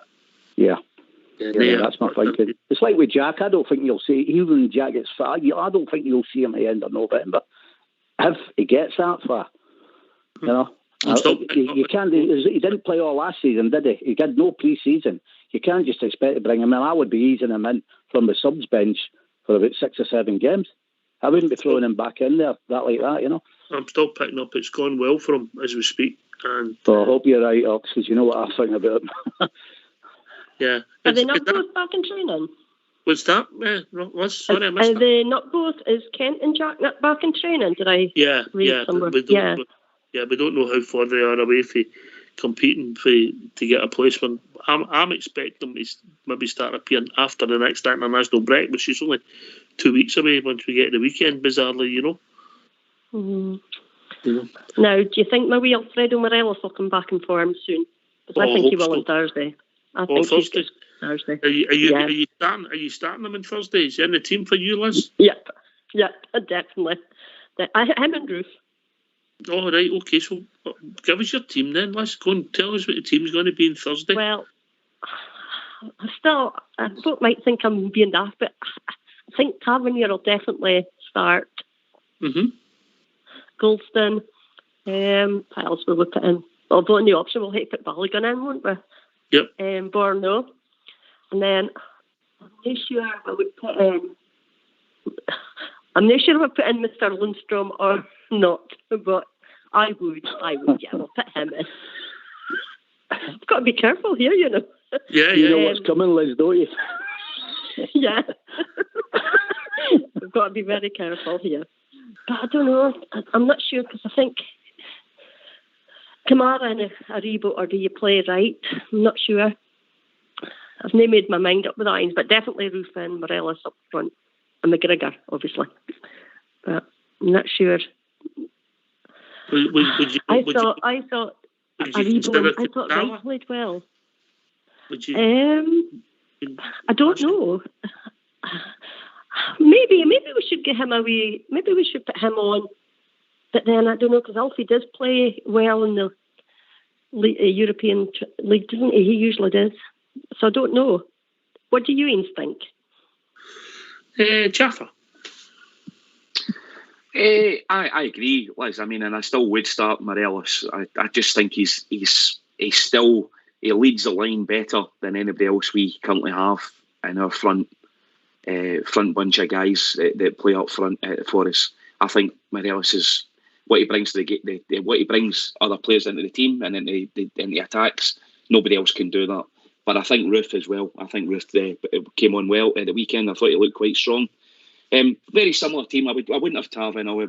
I would put Patterson on Liz for me. And in the middle of the park, I think they'll play. I think Brøndby, having had watched them, I think they'll play a kind of 4-5-1. So again, they'll try and flood the middle of the park. So it's going to be quite sticky in there. So I think he probably will go with Aribo and Kamara. Aribo trying to unlock their middle of the park. But I still think he'll go with that 4-2-3-1. No room for Hadji for you, Liz? I was thinking about Hadji as well, but then I just wondered if sometimes he's better when he comes on, maybe, but then again, I don't know. I quite like Hadji, but he rested him. He played well at weekend, and I thought, I don't know, but I like Hadji, but I would put him in the team, but then how would you leave out? It's no easy. It's no easy. Especially when you're live on air and you're putting yourself... He's got to say John Lundstrom, I ken he is. Yeah. He's John Lundstrom, I think that's the last 4 games he started, Andy, man of the match. Yeah, well, I mean, I've got a running feud with Chins over this one, right enough, but I've got to hold my hands up, like, and I did say I would have, I jumped on him from the start. He's the last 4 games, but I keep saying to Chins, and I'll say to you, it's not been hard to get the man of the match because the rest of them have been keek. So if the other players were playing better, he's better than what I thought up to press, but he's only played 4 or 5 good games. I'd like not really done much in Europe when he's played. I would like to. I don't think about the team yet, but I would want Davison in midfield there on Thursday. To be honest with you, I think up front I'd go with Adje. I'm going to check. I don't know. I'm going to go with Morales, Roof, and Adje up top. Take right out. You putting Hadji on the left? Yeah. I think he can do that job there in European football, definitely. The midfield one's a strange one. I want Davis and the Scouse guy in there together, but I'm not sure that way. I'm probably Kamara in the back. I would have Patterson at right back, and I certainly wouldn't be picking Barisic. Did he play? Because I never saw him there on Saturday. So I don't know what's up with him. He's watching Tavernier at the moment. Is that Barisic? I mean, he's just... Every time he gets the ball, he's not going forward. He keeps turning back on himself and looking for somebody behind him. That's baffling. He put the ball in for the goal, Andy. Against Hearts. He put the ball in for the goal. But where was he through the game? I mean, that hard swinger that was coming down there, he wasn't even in sight of him. I mean, he can't defend, and if he don't give you what if they two don't give you what they can give you, they're non-effective because they sure can't defend. And I'll stunt my guns on that one, Jaffa. I agree with you. They're an hindrance. They really are. Going forward and coming back the way. They're no defence. Whoever told them that, man, I think they must have been on the same bottle of vodka that I was on, Jaffa, to be honest with you. Because they're no defenders, I'll tell you that now. I think that's the modern fullback, isn't it? And yeah, but that modern fullbacks play a lot better than our modern fullbacks. That's all I'm saying. They too can. They're frighteners, man, honestly. But each to their own. His start, as we said there on Saturday, Tavernier stand up. But I mean, I think if I thought over the last few years, or since Tavernier's there, I could give you a catalogue of stats of Tavernier and the muck-ups he's made. So they're pretty easy to dress up with stats. The more games you play, the more mistakes you're going to make, mate. Yeah. Oh, and he certainly makes a few at the back. But look, Liz, how do you think it's going to go on Thursday night? How do you see it? What kind of game are you looking forward to? Well, I honestly think, I think we'll go out and win it. We have to. We really need to win a game. We maybe can at least 3 to 4 goals. It's maybe just a thing that I'm saying, but I think if we get a game with a few goals to start with, I think that'll bring back our confidence, and I think we will start winning games more and scoring. But I think our defence really needs to be stronger, because I think Andy's right in saying that there has been a few mistakes but no, it's not just them. The teams they playing well just now, but I think if the defence starts playing good, and I think the players is going to start playing well again. But it's coming for the defence. It's just something about it. I don't know. I just don't think they're bonding just now. Just the defence. I don't know. That's the way because I watched back a few of the games and I was thinking, oh my God, you're going through one game, you're playing well, and then you're going to the next game. Again, we've all got bad days, I've got off days. I'm not saying that for 1 minute, but I think now's the time that our defence needs to be sorted out. But going back to Saturday, Liz, it seems a long time ago now. It was the forwards that let us win it because they had a barrel load of chances and the defence could have made one mistake close to goal, but we should still win by 3 or 4, yeah? Oh, definitely. But Yeah. I think it'll come, and we've just got to support our players and team no matter what. We'll just have to say, right, this is good. Support the players and team. Are you listening to that? Yeah? Yep. Support them all, no matter who Stevie G puts on that night. We have to just support them, and because at the end of the day, it's the teams are watching our players and they know what they're up against, so they're going to play better. So we need to play better. We need to put up that level. So I know we're going to do it. It's a shame I'm going to miss the game on Thursday because I've got a JLS concert in Glasgow with my daughter. But I'm still going to go in the shop when I'm in. so right. Okay. What time's the concert at? I think it's about 7:30. So it corresponds, I think, with both of them. Yeah, mine's 8 o'clock. I know, 8 but o'clock's mine, Liz. Listen, Liz, as long as we don't get beat again. We win. Have faith. And if we do, I'll keep phoning in. That was a GLS song, yeah? I know. I hope they sing that. I hope they sing that when Rangers score, and I'll be like, yes, come on, more goals, please. Listen, what you could do is you could tell your daughter you're going to the toilet and then just walk through the bridge and you'd be right at eyebrows. I know. It's not very far because I've checked it out. I think it's still bouncing from the summertime, Liz. I know. I'll still be there. But right, never mind. How have you enjoyed your first time on? What about around the applause? You do a good show. Well, thanks very much. Round of applause. Yeah, in there, Liz. Yeah. Never mind, Andy. Please come back on, Liz. Oh, perfect. Thank you very much. And great to have you on. Great first call, Bridgeman. Eh? Absolutely superb. Yeah. Absolutely superb. Well done. Well, thank you. I told you should be good. You told us Kelly would be good as well. I think this is his last day in his 50s today, isn't it? For Mr. Kelly. Yes, I think it's his I put on the feed. I think you're 60. That's information I'm getting. We'll get something on the feed in a minute. You will. Fair play. Perfect. So, takes a lot of thank you very much, and I'll give you a phone again. All right, you look after yourself. Enjoy your concert, yeah? Same to yourselves, and I'll speak soon. Thank you. Bye. Cheers. Bye. See you, Liz. Well, Jaffa, we've reached that time of the evening, mate. It's over to you. Yep, great show, Ox. Brilliant, great chat. I always love these in-depth chats we have on Rangers Radio. Brilliant. Thanks for having me on. Thanks, Bridge. I'll always love your company. Thanks, Andy. Great to hear from you. And thanks to Amanda for phoning in to hear my dulcet tones. Again. Over to you, Bridge. Well, what can I say? Another great night, Oxford. Absolutely brilliant. And a big shout out for Jaffa for being my partner on that one. Absolutely brilliant. Loved it.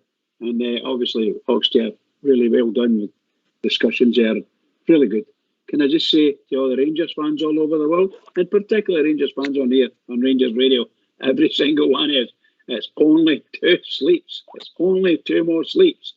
And then we're back. Everybody keep it going for the Rangers and mean it. Keep it going because they need us.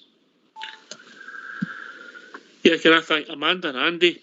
But more importantly, can I thank Liz for the first time calling in? It was good to get her. Mrs. Hollander, as I call her, on somewhere on the show. But thanks for Liz for taking the time. It was great to hear from you. I hope it was too daunting for you. You done really, really well.